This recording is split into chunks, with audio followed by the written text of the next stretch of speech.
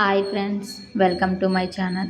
ఈరోజు egg masala curry ఎలా తయారు చేసుకోవాలో ఈ వీడియోలో చూద్దాం. ముందుగా అయితే ఎగ్స్ ఉడకబెట్టుకొని ఒక ప్లేట్లోకి తీసుకుందాం. వాటిని ఈ విధంగా వీడియోలో చూపిస్తున్నట్టుగా ఘాట్లు అయితే పెట్టుకుందాము.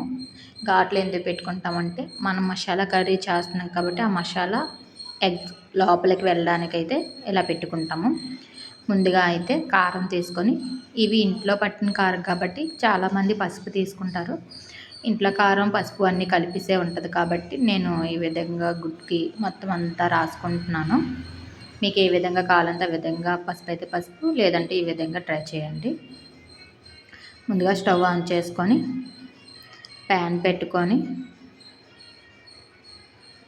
ఈ కర్రీకి కావలసినంత ఆయిల్ అయితే వేసుకోండి. కొంచెం మసాలా కర్రీ కాబట్టి కొంచెం ఆయిల్ ఎక్కువగానే పడుతుంది కర్రీకి.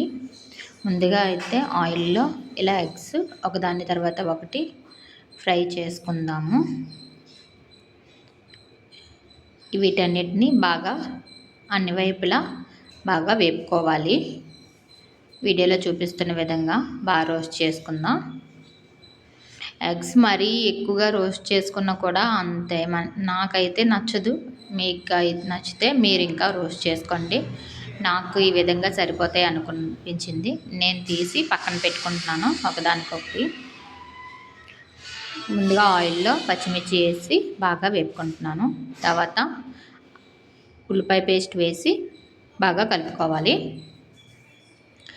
ఈ ఆనియన్స్ పేస్ట్ పచ్చివాసన పోయినంత వరకు, కొంచెం కలర్ చేంజ్ అయినంత వరకు బాగా వేపుకోవాలి. చూడండి ఎలా వేగుతుందో. దీన్ని బాగా వేపుకుందాం. వేగడానికైతే కాసేపు టైం పట్టింది. తర్వాత కరివేపాకు వేసుకుందాం. దీంట్లో బాగా కలుపుకొని దీన్ని కాసేపు వేపుకొని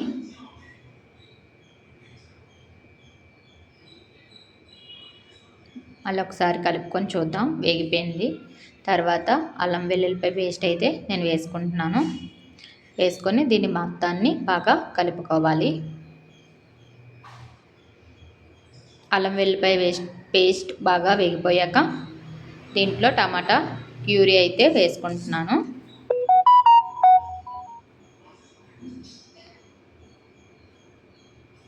దీని అన్నిటినీ బాగా మిక్స్ చేసుకొని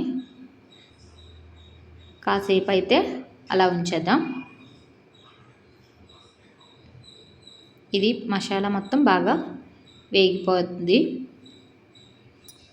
ఇలా వేగిపోయాక మనం ఇందులో సరిపడంత కారం, ధనియాల జీరా పౌడర్, మసాలా పౌడర్, కల్లుప్పు. నేనైతే మా ఇంట్లో కల్లుప్పే ఎక్కువ వాడతాను. మొత్తం అన్నిటినీ బాగా మిక్స్ చేసుకోవాలి. ఇలా కలుపుకున్న తర్వాత దీన్ని సరిపడంత వాటర్ అయితే వేసుకోండి. దీని అంతనే మరొకసారి కలుపుకొని బాగా గ్రేవీ కొంచెం మరగనివ్వద్దాం. మరుగుతుంది. ఇది బాగా మరుగుతున్నప్పుడు దీంట్లో అయితే మనం ఫ్రై చేసి పెట్టుకున్న ఎగ్స్ అయితే ఇందులో ఒకదాని తర్వాత ఒకటి ఇందులో అయితే వేసుకున్నాను. ఇందులో నేను ఒక ఎగ్ అయితే వేపుకోలేదు, ఎందుకంటే మా పాపకి వేపితే ఇష్టం ఉండదని నేను ఈ విధంగా చేస్తాను తన గురించి. గ్రేవీ ఇలా దగ్గరికి అవుతుంది. గ్రేవీ దగ్గరికి అయిపోయింది. మీకు ఎంత గ్రేవీ కావాలంటే అంత గ్రేవీ చూసుకొని స్టవ్ ఆఫ్ చేసుకోండి. నాకైతే ఇంకొంచెం ఇంకితే బాగుంటుంది అనుకుంటున్నాను. అందుకని నేను ఇంకా కొంతసేపు ఉంచుదాం. మీకు కానీ ఈ వీడియో నచ్చినట్లయితే సబ్స్క్రైబ్ అండ్ లైక్ అని కొట్టండి. ఇలా దగ్గరికి అయిపోయాక స్టవ్ ఆఫ్ చేసుకొని కొత్తిమీర వేసుకొని